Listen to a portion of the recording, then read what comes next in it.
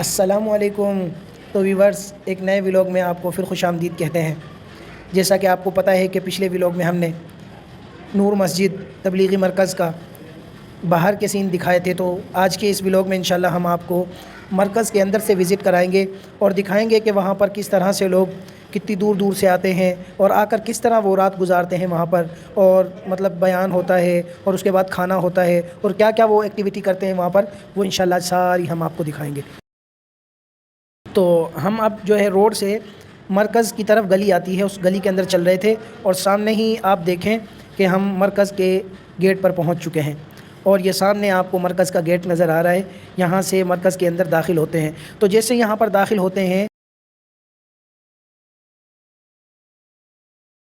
और ये लोग वेलकम कर रहे होते हैं तमाम लोगों का, और जो गाड़ियाँ बाइक्स हम लेकर आते हैं तो वो बाइक के नंबर ये इस पर्ची पर लिख कर दे देते हैं, और जब वापसी यहाँ से निकलते हैं लोग तो ये पर्ची दिखाकर, तो जैसा कि अब हम हमारी बाइक का नंबर इन्होंने लिख दिया है, तो अब जब हम वापसी यहाँ से निकलेंगे तो ये नंबर दिखाकर हम वापसी निकल जाएंगे यहाँ से।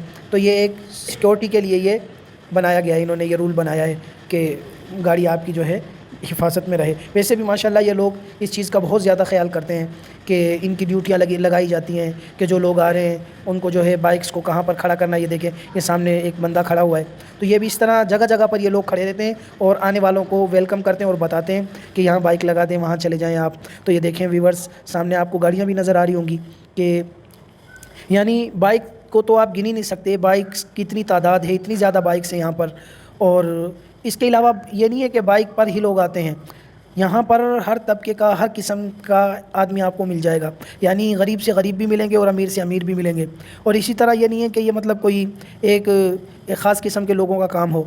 चलें तो व्यूवर्स, अभी हम आपको मरकज़ के अंदर लेके जाते हैं। ये देखें, ये चप्पल रखने की जगह है। मरकज़ के अंदर घुसते के साथ इंटर होते ही यहाँ पर हमने चप्पल अपनी उतारनी है। ये हमारी चप्पल उठाकर ये बॉक्सेस जो नज़र आ रहे हैं इनमें रखते हैं और हमें पर्ची लिख कर देते हैं। वापसी आते ही हम पर्ची देंगे और अपनी चप्पल ले सकते हैं। तो वीवर्स, अब नमाज़ का टाइम हो गया है। तो नमाज़ जैसा कि आपको नज़र आ रहा है कि खड़ी हो गई है, तो हमने वज़ू बनाया हुआ है, तो हम भी नमाज़ के अंदर शामिल होंगे।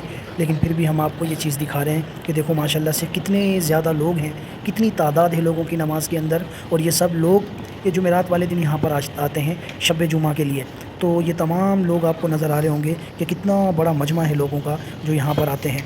तो अभी हम भी नमाज़ पढ़ेंगे। नमाज़ तो देखें व्यूअर्स, हमने नमाज़ पढ़ ली, हम नमाज़ से फारिग हो चुके हैं और नमाज़ के बाद फ़ौरन यहाँ पर इस तरीके से बयान शुरू हो जाता है। और ये मौलाना फ़हीम साहब स्पेशली कराची से आए हैं। तो चले आए व्यूअर्स, बयान सुनते हैं।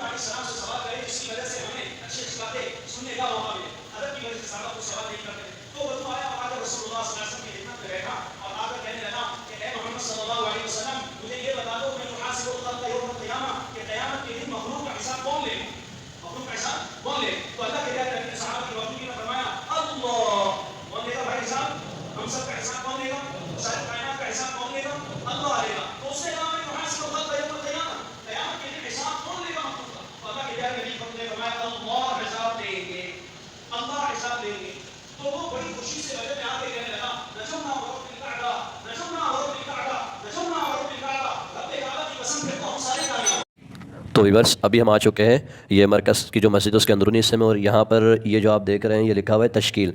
तो यहाँ से जो जमातें होती हैं बैरून मुल्क और अंदरून मुल्क की, उनकी तश्कीलें की जाती हैं, उनकी तरतीब बनाई जाती है कि वहाँ जाकर कोई से रोज़े की जमात होती है, 4 महीने की, 40 दिन की, सबकी यहाँ से तरतीब बनती है। अभी हम आपको ये मस्जिद के अंदर से विज़िट करा रहे हैं और देखिए कितनी खूबसूरत मस्जिद बनी हुई है, कितना पुरसकून अंदर माहौल है, इतना सुकून फील हो रहा है। लोग अपनी अपनी इबादतों के अंदर लगे हुए हैं और मसरूफ़ अमल है इबादतों के अंदर। ये देखें कितनी बड़ी और वसी मस्जिद है।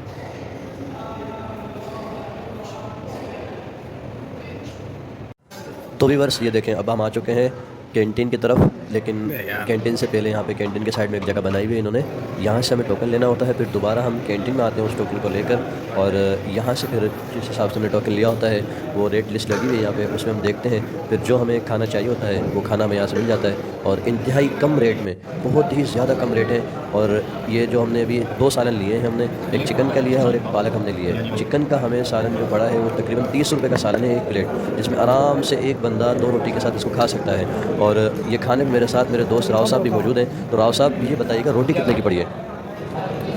जी शेख साहब, मैं थोड़ा सा यहाँ पर आपको बता दूँ कि चिकन जो हमने लिया है वो 60 रुपये का है और रोटी तकरीबन 20 रुपये की है। तो तकरीबन 60 और अगर 2 रोटियाँ ले एक बंदा, तो ये इंतहाई सस्ता खाना है ये। बाहर की बनिस्बत अगर आप देखें तो जितनी महंगाई आजकल पाकिस्तान में है, तो एक बंदा 100 रुपये में बहुत अच्छा खाना खा सकता है। और ये खाना बाहर के खानों से बहुत ही अच्छा होता है, इसमें इतने ज़्यादा मसाले नहीं होते, बहुत ही घर की तरह से बहुत अच्छे अंदाज़ में बनाया जाता है।